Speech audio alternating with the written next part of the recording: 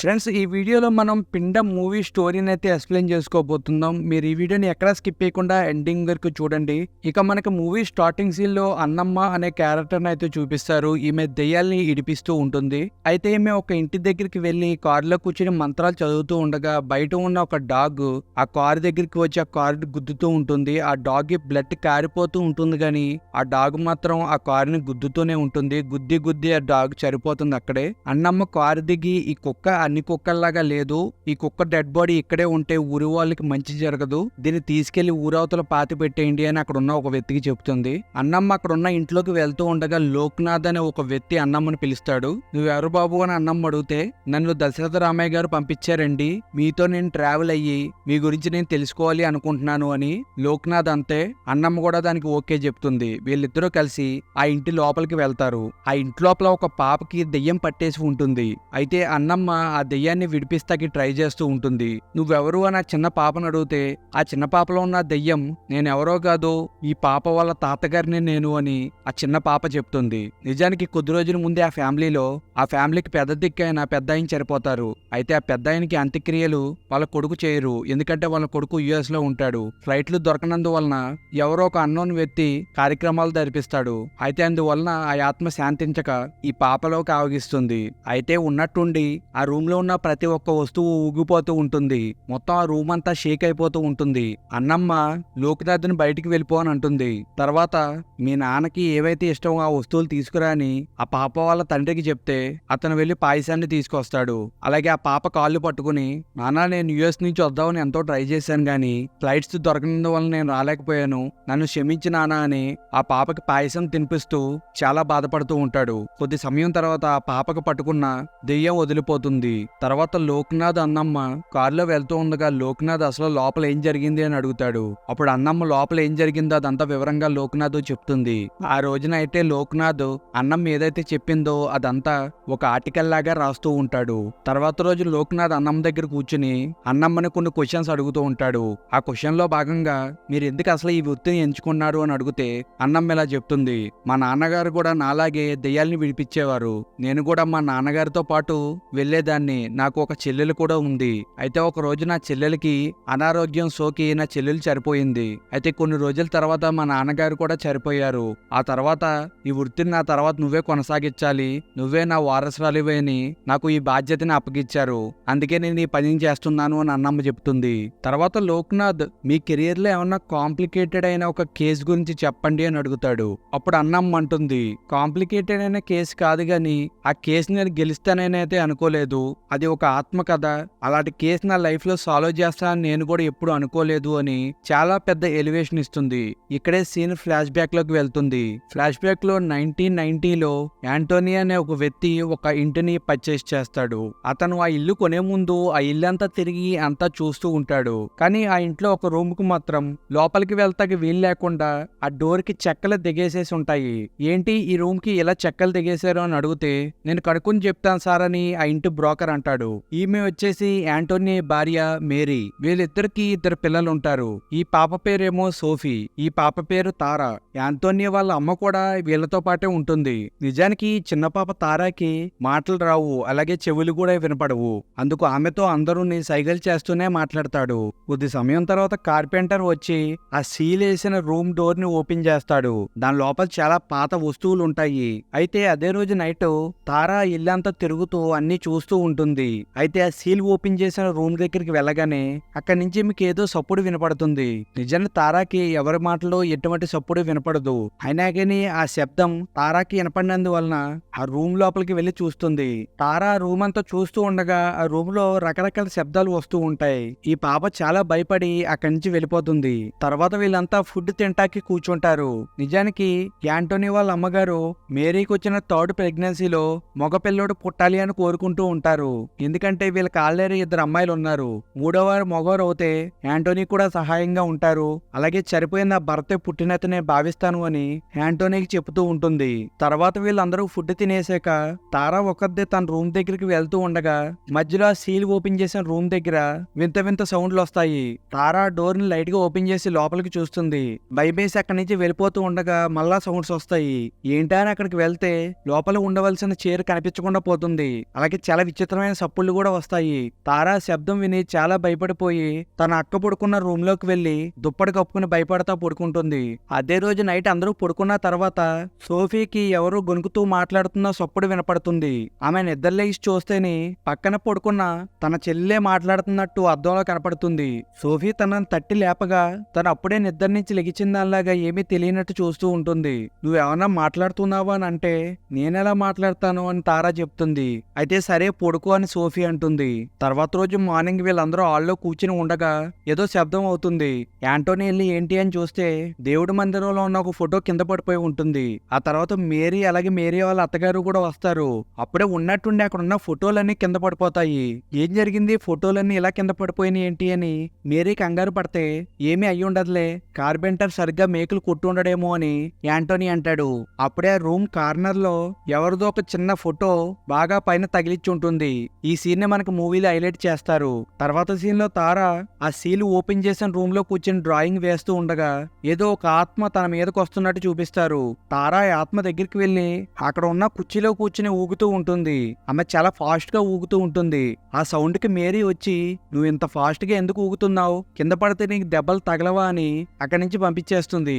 ఒకవైపు యాంటోనీ పనిచేస్తున్న ధాన్యం మిల్లు ఓనరు యాంటోనీ దగ్గరికి వచ్చి నేను ఈ ఇన్కమ్ ట్యాక్స్ వల్ల గోల పడలేకపోతున్నాను, అందుకే ఈ మిల్లు కూడా క్లోజ్ చేసేయబోతున్నాను, ఆల్రెడీ అందరినీ పళ్ళలోంచి తీసేశాను, నిన్ను మాత్రం ఒక 2 నెలలు మాత్రమే నేను ఉంచగలను, ఈ 2 నెలల్లో నీ పని అంతా కంప్లీట్ చెయ్యి, నేను ఇక్కడి నుంచి వెళ్ళిపోతున్నాను అని ఓనర్ చెప్పి కొంత డబ్బు యాంటోనీకి ఇచ్చి అక్కడి నుంచి వెళ్ళిపోతాడు. ఆ రోజు యాంటోనీ పని అయ్యేటప్పటికి చాలా చీకటి అడిపోతుంది. బయటకు వచ్చి తన బండిని స్టార్ట్ చేస్తుంటే తన బండి స్టార్ట్ అవ్వదు. అయితే అదే మిల్లులో పనిచేస్తున్న ఒక పెద్ద అతను వచ్చి సార్ ఈ సమయంలో మీ బండి స్టార్ట్ అవ్వదు గాని నన్ను మీ ఇంటి దాకా రమ్మంటారా, ఈ ల్యాంతర్ పట్టుకుని మీతో పాటు వస్తాను అని అంటాడు. నువ్వేమీ అవసరం లేదులే, ల్యాంతర్ నాకు ఇవి, నేను వెళ్ళిపోతాను అని అంటాడు యాంటోనీ. అయితే ఆ ల్యాంటర్ను పట్టుకుని వెళ్తూ ఉండగా మధ్యదారిలో గడ్డి కదిలిన సౌండ్ యాంటోనీకి వస్తుంది. అతను చాలా భయపడి వెనక్కి తిరిగి చూస్తూ ఉంటాడు. అప్పుడే యాంటోనీ పక్క నుంచి ఎవరో నడుచుకుంటూ వెళ్ళిపోతూ ఉంటాడు. అతని దగ్గరికి యాంటోనీ వెళ్ళి సార్ మా ఇల్లు ముందరే, అక్కడ వరకు నాతో పాటు తోడుగా రండి అని అంటాడు. అతను కూడా సరే నేను కూడా అటే వెళ్తున్నా, నాతో పాటు రా అని అంటాడు. అలాగే ఇంటి దగ్గరికి రీచ్ అయిన తర్వాత యాంటోనీ మా ఇల్లు అదే అని అతను చూపించే లోపే అతను మాయమైపోతాడు. యాంటోనీ అతను ఎటు వెళ్ళిపోయాడని చాలా భయంతో ఇంటికి పరిగెట్టుకుంటూ వచ్చేస్తాడు. అతను ఇంటి దగ్గర ఉన్న బావి దగ్గర అతను కాళ్ళు కడుక్కుంటూ ఉండగా ఆ వ్యక్తి కాళ్ళు అతనికి కనపడతాయి. పైకి చూడగానే అతను మాయమైపోతాడు. యాంటోనీకి చాలా భయమేసి తన ఇంటి లోపలికి వెళ్ళిపోతాడు. లోపలికి వెళ్ళిన తర్వాత తన అమ్మకి తన భార్యకి జరిగిన విషయం అంతా చెప్పి చాలా భయపడుతూ ఉంటాడు. అయితే ఏమీ కాదులే, మనం కొత్త ప్లేస్ కి వచ్చాం కదా, మనం ఇలాంటి ఊహించుకుంటాం సహజమని వాళ్ళ అమ్మ ధైర్యం చెబుతుంది. అయితే అదే రోజు నైట్ సోఫీకి మళ్ళా ఎవరో గొనుకుతున్నట్టు సౌండ్ వినపడుతుంది. లెగిసి చూడగానే సోఫీ పక్కనే వాళ్ళ చెల్లెల నుంచుని సౌండ్ చేస్తూ గొనుకుతూ చాలా సీరియస్ గా చూస్తూ ఉంటుంది. సోఫీకి చాలా భయమేసి చాలా గట్టిగా అరుస్తుంది. అక్కడికి అందరూ వచ్చేస్తారు.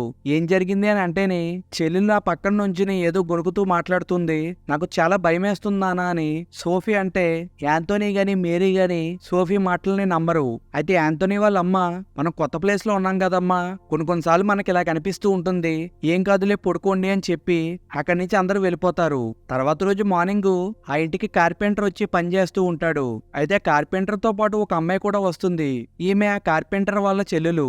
అయితే ఆమె ఈ 2 పిల్లలతో అంటుంది మనం పచ్చీస్ గేమ్ ఆడతాము అని. సరే ఆడదాం, దానికన్నా ముందు మీ అన్నయ్య పర్మిషన్ తీసుకుందాం అని సోఫియా కార్పెంటర్ దగ్గరికి వెళ్ళి మీ పై రూమ్ లోకి వెళ్ళి మీ చెల్లెలతో పాటు గేమ్స్ ఆడతాం అని అంటుంది.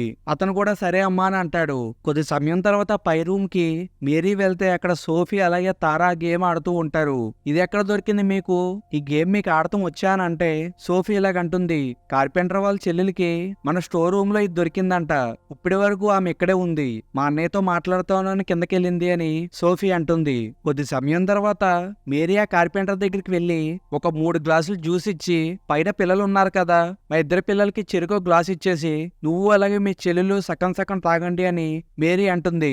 సీన్ కట్ చేస్తే ఆ రోజు నైట్ యాంటోనీ వాళ్ళ అమ్మగారు రూమ్ లో కుర్చీ దానంతటే కదులుతూ ఉంటుంది. ఆ సౌండ్ కి పెద్దవిడ నిద్ర లేచి ఆ కుర్చీని సరైన స్థానంలో పెడితే మళ్ళా కుర్చీ కదిలిపోతుంది.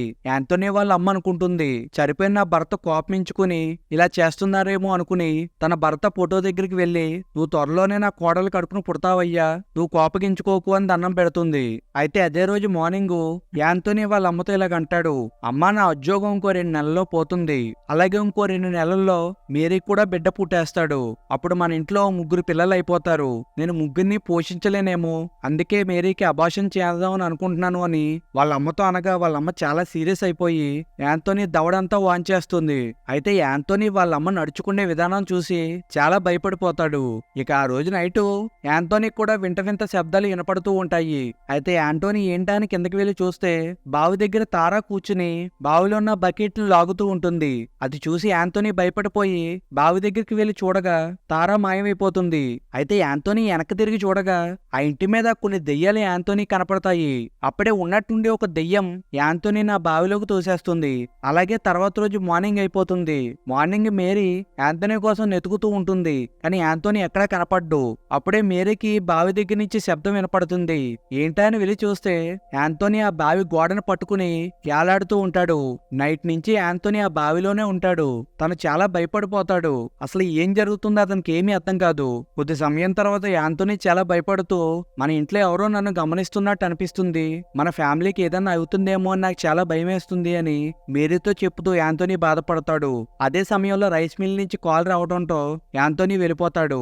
ఇక ఆ రోజు సాయంత్రం తారా కార్పెంటర్ చెల్లెలతోని సోఫీ దగ్గరికి వచ్చి మేమిద్దరం బయటికి వెళ్ళి ఆడుకుందాం అనుకుంటున్నాం, నువ్వు కూడా వస్తావా అని అడిగితే లేదు నాకు హోంవర్క్ ఉంది అని సోఫీ అంటుంది. ఇక తారా కార్పెంటర్ చెల్లెలు వీళ్ళిద్దరూ బయటికి ఆడుకుంటాకి వెళ్ళిపోతారు.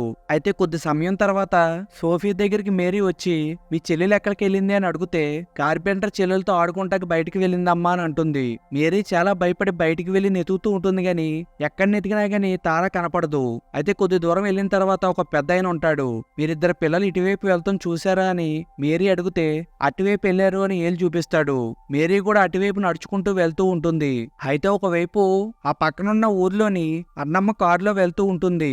అయితే ఒక చిన్న పాప రోడ్డు మీద నడుచుకుంటా వెళ్తూ అన్నమ్మ చూసి కారు ఆపి అమ్మ నువ్వు ఒకదాని ఇటేపు ఎందుకు వెళ్తున్నావు, మీ ఇల్లు ఎక్కడ ఉంది అని కొన్ని వివరాలు కనుక్కుంటుంది. సరే పద, ఇంత రాత్రి నువ్వు ఒక్కదాని వెళ్ళకూడదమ్మా అని తారాను కారు ఎక్కించుకుని అన్నమ్మ వెళ్తూ ఉంటుంది. ఒకవైపేమో మేరీ భయపడుతూ కార్పెంటర్ ఇంటికి వెళ్లి తారా మీ చెల్లెలతో కలిసి మీ ఇంటికి వచ్చిందా అని అడుగుతుంది. అప్పుడు కార్పెంటర్ నాకు చెల్లెలు ఉండటమేంటి, నాకు ఎటువంటి చెల్లెలు లేదు అని అంటాడు. అదేంటి ఆ రోజు మా ఇంటికి వచ్చినప్పుడు మీ చెల్లెలు ఉంది అని అన్నావు కదా అంటేని నాకు ఆ రోజు డౌట్ వచ్చిందమ్మా, మీరు కూడా ఆ రోజు మీ చెల్లెలకి జ్యూస్ ఇవ్వు అని అన్నారు, మీ పిల్లలు కూడా మీ చెల్లెలతో ఆడుకుంటాను అని నా దగ్గర పర్మిషన్ తీసుకున్నారు, నిజానికి నాకు ఎటువంటి చెల్లెలు లేదమ్మా అని కార్పెంటర్ అంటాడు. అది వినగానే మేరీ షాక్ అయిపోతుంది. చాలా భయంతో ఆ ఊరి వైపు వెళ్తూ ఉంటుంది. అయితే అదే సమయంలో అంజనమ్మ కారు మేరీకి ఎదురవుతుంది. లోపల కూర్చున్న తారా కూడా మా అమ్మ అదుగో అని చూపిస్తుంది. అయితే అన్నమ్మ తారాని మేరీకి అప్పగిస్తుంది. మేరీ కూడా చాలా ఆనందపడి థ్యాంక్స్ అంది అని అంటుంది. అన్నమ్మ మీ ఇల్లు ఎక్కడా అని కొన్ని వివరాలు తీసుకుంటుంది. అయితే ఈ ఊరికి వీళ్ళ ఇంటికి చాలా దూరం ఉండటం వలన నేను దింపేస్తాను మీ ఇంటి దాకా, నువ్వు కడుపుతో ఉన్నట్టున్నావు, అంత దూరం నడవలేవు అని అన్నమ్మ మేరీని తారాని కారు ఎక్కించుకుని వాళ్ళ ఇంటి దగ్గరికి తీసుకువెళ్లి దింపేస్తుంది. అన్నమ్మ అక్కడి నుంచి వెళ్ళిపోతూ ఆ ఇంటిని చూస్తుంది. ఆ ఇల్లు అన్నమ్మకి చాలా తేడాగా అనిపిస్తుంది. అయితే అదే రోజు నైటు యాంతోనీ వాళ్ళ అమ్మకి ఎవరో ఏడుస్తున్న శబ్దం వినపడుతూ ఉంటుంది. ఈమె చాలా భయపడి ఆ ఏడుపు ఎక్కడి నుంచి అని ఆ ఏడుపుని ఎత్తుక్కుంటూ వెళ్తూ ఉంటుంది. అయితే ఆ ఏడుపు ఆ సీలేసిన రూమ్ లోంచి వస్తూ ఉంటుంది. ఈ పెద్దవిడికి చాలా భయమేసి యాంతోనీని పిలుస్తుంది. ఆ ఇద్దరు పిల్లలు కూడా బయటకు వచ్చేస్తారు. వీళ్ళందరూ చాలా భయపడుతూ ఉంటారు. ఆ శబ్దం మాత్రం అందరికి వినిపిస్తూ ఉంటుంది. యాంతోనీ కొద్దిగా ధైర్యం చేసి ఏమీ కాదు అని ఆ రూమ్ డోర్ ని ఓపెన్ చేస్తూ ఉండగా ఉన్నట్టుండి కరెంటు పోతుంది. అయితే మేరీ వెళ్ళి క్యాండిల్ ని తీసుకొస్తుంది. యాంతోనీ క్యాండిల్ ని పట్టుకుని ఆ రూమ్ లోకి వెళ్తూ ఉంటాడు. వీళ్ళందరూ వద్దు వద్దు అని అంటూ ఉన్నా గాని యాంతోనీ ఆ రూమ్ లోకి వెళ్తూ ఉంటాడు. అప్పుడే ఆ రూమ్ లో ఉన్న చైర్ ఊగుతూ ఉంటుంది. వీళ్ళందరూ అది చూసి చాలా భయపడిపోతారు. అలాగే క్యాండిల్ కూడా ఆరిపోతుంది. కానీ యాంతోనీ మళ్ళా దాన్ని తిరిగి వెలిగిస్తాడు. అప్పుడే ఆ రూమ్ లో వింత వింత శబ్దాలు వస్తూ ఉంటాయి. ఆ చైర్ కూడా యాంతోనీ వెంక తిరిగి ఊగుతూ ఉంటుంది. యాంతోనీకి భయం వేసి బయటికి వెళ్ళిపోదాం అనుకుంటే లోపే ఆ రూమ్ డోర్స్ క్లోజ్ అయిపోతాయి. యాంతోనీ లోపల ఇరుక్కుపోతాడు.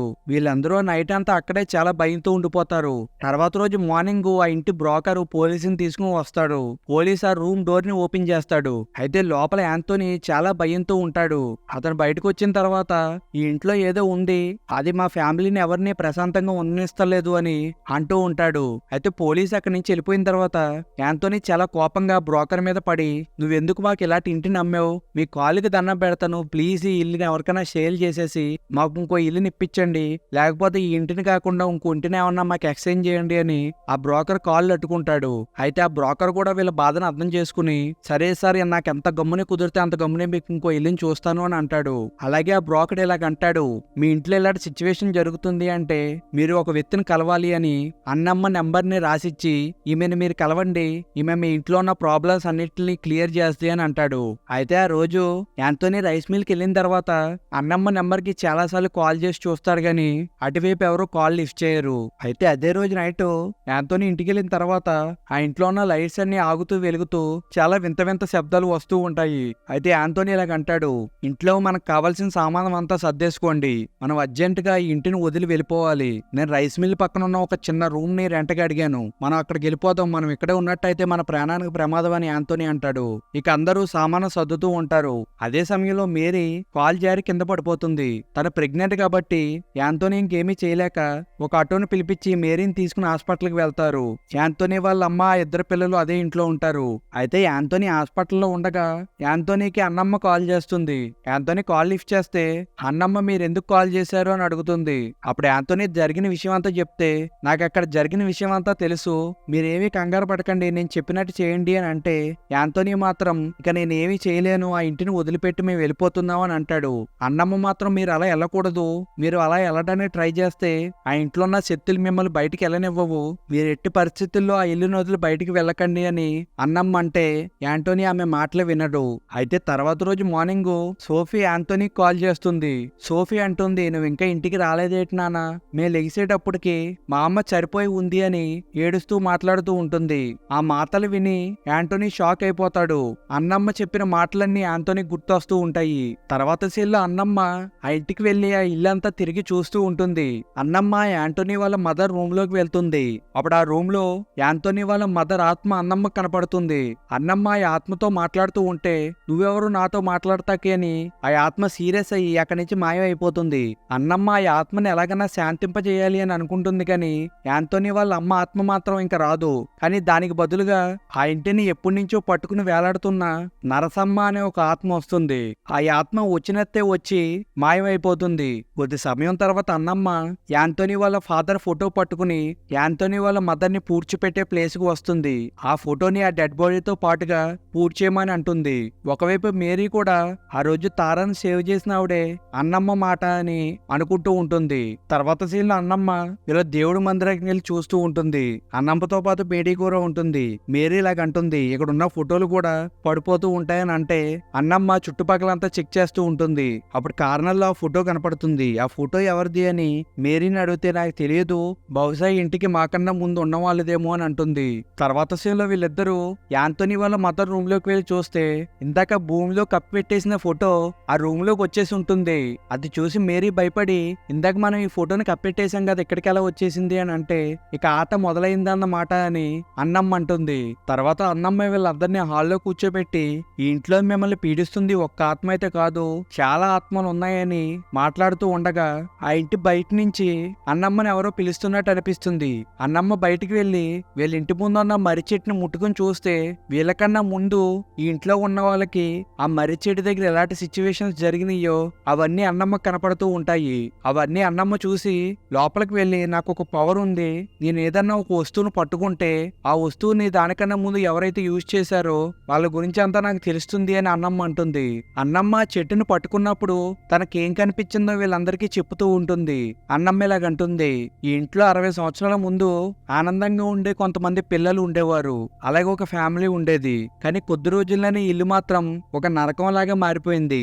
ఈ ఇంట్లో ఉన్న సభ్యులందరూ కూడా చాలా కిరాతకంగా చంపబడ్డారు అని అన్నమ్మ చెప్తూ ఉండక అన్నమ్మ బ్యాక్ సైడ్ కి ఒక దెయ్యం వస్తుంది. ఆ దెయ్యం తన బ్యాక్ సైడ్ ఉంది అని అన్నమ్మకు తెలుసు. అయితే అప్పుడే ఉన్నట్టుండి ఆ పక్కనున్న ఒక వైరు అన్నమ్మని చుట్టేసి అన్నమ్మ మెడకి చుట్టుకుపోతుంది. ఆ గోస్ట్ అన్నమ్మని చంపేయాలి అని అనుకుంటుంది. అన్నమ్మని కాపాడదామని యాంటోనీ అన్నమ్మ దగ్గరికి వెళ్తే ఆ దెయ్యం యాంటోనీని ఎగిరి పక్కన వేసేస్తూ ఉంటుంది. కానీ అన్నమ్మ మాత్రం ఏదో రకంగా ఆ దెయ్యాన్ని అదుపు చేసేస్తుంది. అలాగే వీళ్ళందరితో అన్నమ్మ ఇలాగంటుంది, మీరైతే ఇల్లుని వదిలిపెట్టి ఎక్కడికి వెళ్ళకండి, అలాగే నేను ఇక్కడ ఉన్నట్లయితే ఆ దెయ్యం మిమ్మల్ని కూడా ఇబ్బంది పెడుతుంది. నేను ఇప్పుడు వెళ్ళిపోయి వచ్చే అమాసలోపు ఈ ప్రాబ్లం కి ఒక పరిష్కారం నెటికి నేను మళ్ళా తిరిగి వస్తాను. దానికన్నా ముందు మీ ఇద్దరు పిల్లల్ని చాలా జాగ్రత్తగా చూసుకోండి, మెయిన్ గా మీ చిన్న పాపని జాగ్రత్తగా చూసుకోండి అని అంటుంది. ఇక ఆ రోజు తర్వాత నుంచి ఈ ఇంట్లో ఉన్న వీళ్ళ పరిస్థితి క్షణం క్షణం భయంగానే నడుస్తూ ఉంటుంది.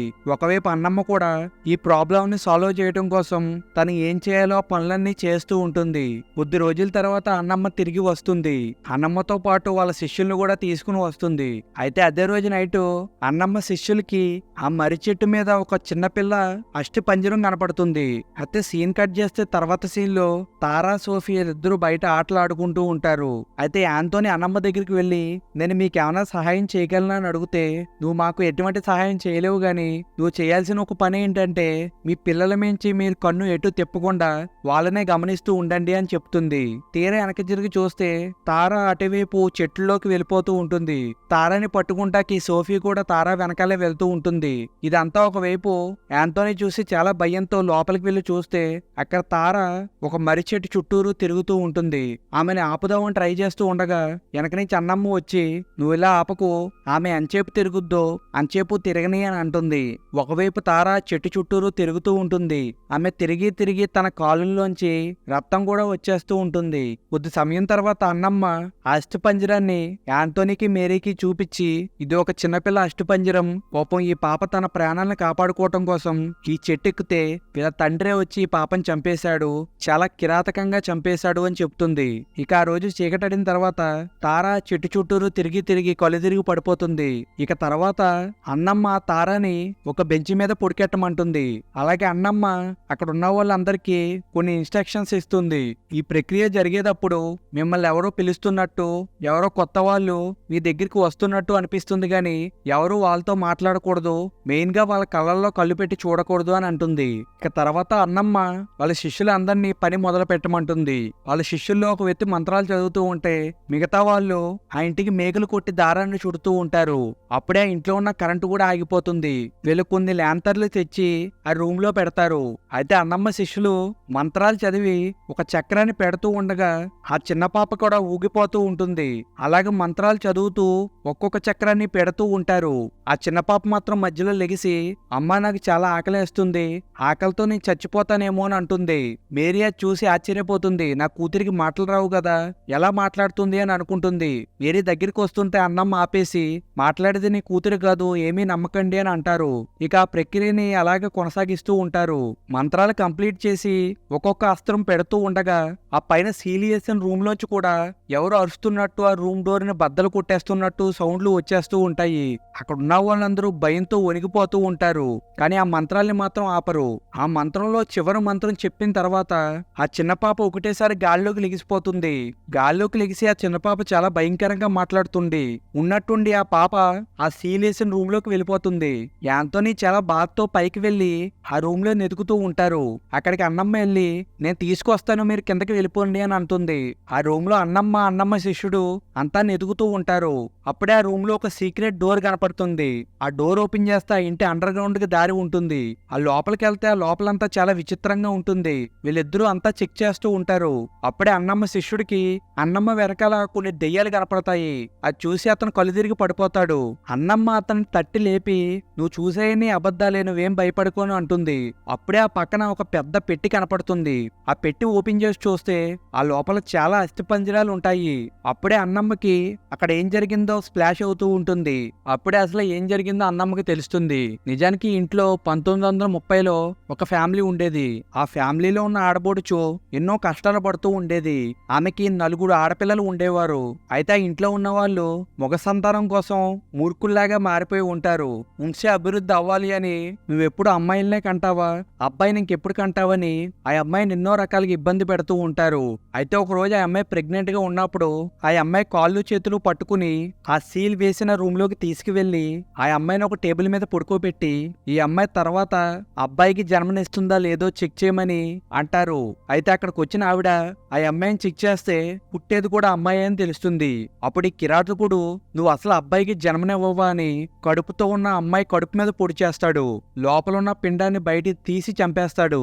అతను ఎంత దారుణంగా మారిపోతాడు అంటే కింద ఉన్న వాళ్ళ కూతుర్ల దగ్గరికి వెళ్లి కూడా ఒక్కొక్కరిని చాలా దారుణంగా చంపేస్తూ ఉంటాడు.